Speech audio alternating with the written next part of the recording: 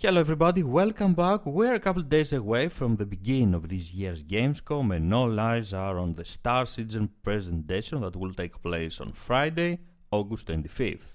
I will dare say that this is going to be the most important presentation for Star Citizen, and not only because CIG will have the opportunity to show us how much the planetary tech of Star Citizen has evolved since last year, since it was unveiled for the first time in last year's Gamescom.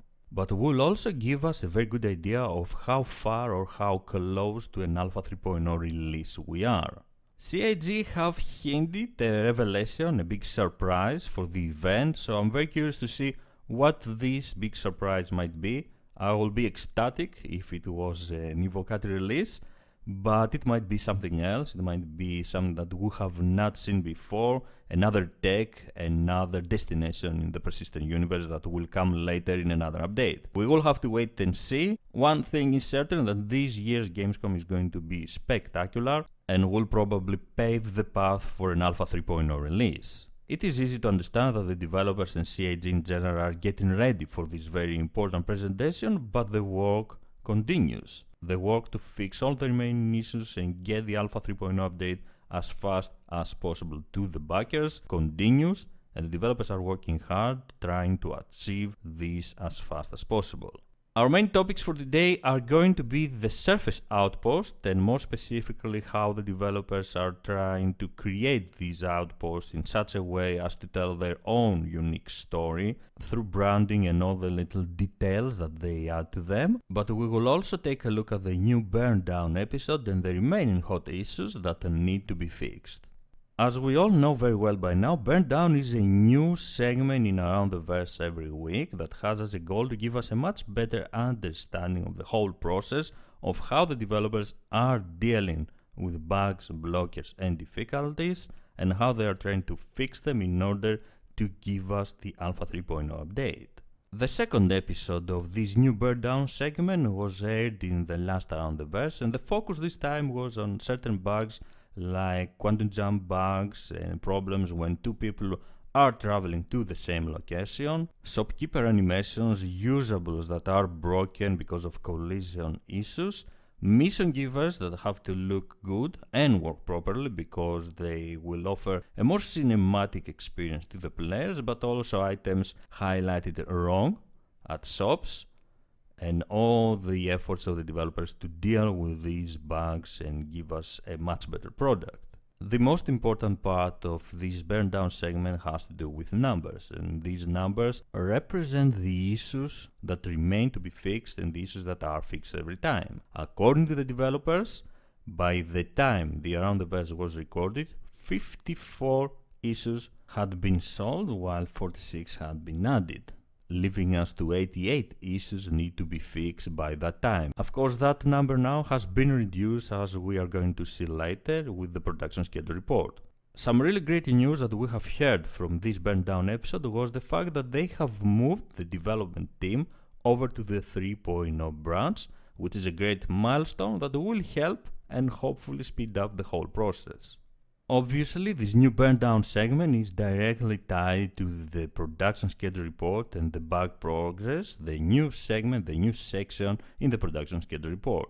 By taking a look at this section, at the bug progress in the production schedule report, we can see that the developers are very happy about moving the code onto its own 3.0 branch. And this is because with branching, they can copy the code from their main repository, where all the developers send their fixes and implementations at any time, to a separate branch and start looking more closely at what is changing to make sure that any activity happening is absolutely necessary for the target build. This isolation is allowing to the developers to focus on closing on a stable release, something that we are all hoping for. As I have mentioned already, the remaining issues when the Around the Verse video was recorded were at around 88. But now we can see that they have been reduced to 77. From the fixed issues, 25 of them were blockers, and this will allow QA testers to progress beyond those blockers and test deeper into the game, something that is going to be very good to the whole process and will allow the developers and the QA testers to see how other parts of the game are working, if they are working properly or not, but of course at the same time could mean that they might discover new bugs that will be added to the remaining hot issues. Going down to 77 issues from 90 at the beginning of the whole process might not sound like a huge progress, but it is a good step forward. It is some really nice progress to have. And I really hope that now with the move of the code onto its own 3.0 branch, the developers will be able to focus more on dealing with these issues and give us an Alpha 3.0 release as fast as possible. It will be very interesting next week to see how much progress the developers have done after moving the code on its own 3.0 branch, and from this we can kind of evaluate their progress, their overall progress, and how fast we might see this very important milestone for Star Citizen. Now let's go ahead and discuss about the surface outpost of Star Citizen, the outpost that we will be able to discover, visit and explore once we will get the Alpha 3.0 update. This isn't the first time we are talking about the outpost of the Alpha 3.0 update, but this time we are going to focus on how the developers are creating these outposts.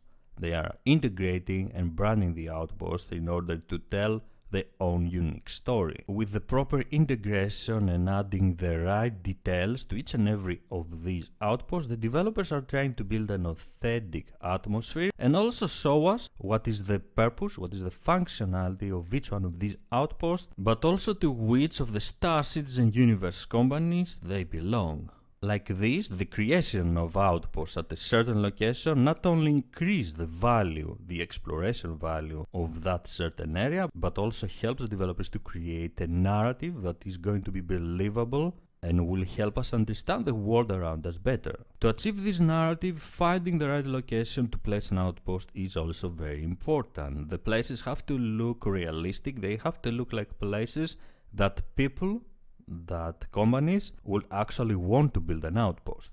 Going around the surface of one of the planets or moons of Star Citizen and trying to find a nice location to place an outpost might be an easy process, but integration matters as well. How long an outpost has been in a certain area, the type of climate and the type of people living there are very important factors for the visual style of these locations. This is why the developers are giving emphasis to the proper blending of the outposts with the environment, with the terrain and the surface textures. The outposts have to look realistic. That means that if by the lore of Star Citizen an outpost is located at a frozen area for a couple of years, then it will have to look like it has been there for all these years. And for example, it will have to be covered in frost in order to make the narrative believable. With the proper integration of the outposts on the walls of Star Citizen, it will also be easier for us to distinguish them and to know what to expect from them, if an outpost has some loot inside or if it has been abandoned for years. It is not only the exterior of these outposts that is important to tell a proper narrative, to tell you a nice story, but the details on the interior as well. And this is because the outposts will belong to certain corporations. And according to the lore of Star Citizen, again, these corporations have their own ethos and way to deal with the environment and their workers as well. So if we take, for example, Sabine Interstellar, it will have very corporate looks and it will look sterile, while ARCOP is going to be dirtier and it will be apparent that they are not treating their workers very well. All these details will reflect the personality of the company. After a while, it will be very easy to distinguish the outposts from afar. We will know exactly at which company they belong and what their functionality is going to be. And this is where the branding process helps. And when we are talking about branding, we are not only talking about the logos or symbols, but the colors of the outpost as well. It will be very easy to tell at which company an outpost belongs from afar by the color it is painted with on the exterior. Right now it is a quite complex work to create each one of the outposts and make sure that they will look good day and night. It is a lot of work and a complex chain of stuff to maintain and manage for each one of the outposts. So the developers are trying to automate the process and get results faster in the future. It may be now complex in terms of initial setup, but once the pipeline tools come in, they should be a lot easier to maintain than if they were making 1000 custom outposts. This will definitely help with the creation of the outposts and in general the creation of moons and planets faster in the future, something that will allow us to get more planets, more moons, more celestial objects in the future faster. And this will only have a positive impact to the completion of the Star Citizen universe as Chris Roberts himself and the rest of the developers have envisioned it. Overall, we could say that the developers with the creation and the proper integration of the surface outpost, they are trying to layer the narrative from the outside to the inside and give to the players the opportunity to think but also wonder about the history and functionality of an outpost at a certain area. This is everything I'm going to share with you today. I honestly cannot wait to start exploring and discovering all these beautiful locations on the 4 moons that will come with the Alpha 3.0 update, and I can't wait to see what we can find and do with the outpost, the surface outpost that will be scattered all over the surface of these 4 moons. From the burn down segment, it is obvious to me at least that the developers are speeding up their process, are speeding up their efforts to deal with all the blockers and all the remaining issues, and we might see a much better progress next week thanks to the fact that the code has been moved on to its own 3.0 separate branch. I would love to hear your opinion about the burn down segment, how fast or how slow you think the developers are dealing with the bugs, and if you are optimistic about the Alpha 3.0 release. And without any doubt, we are all waiting for the amazing, in my opinion, it will be amazing Gamescom presentation.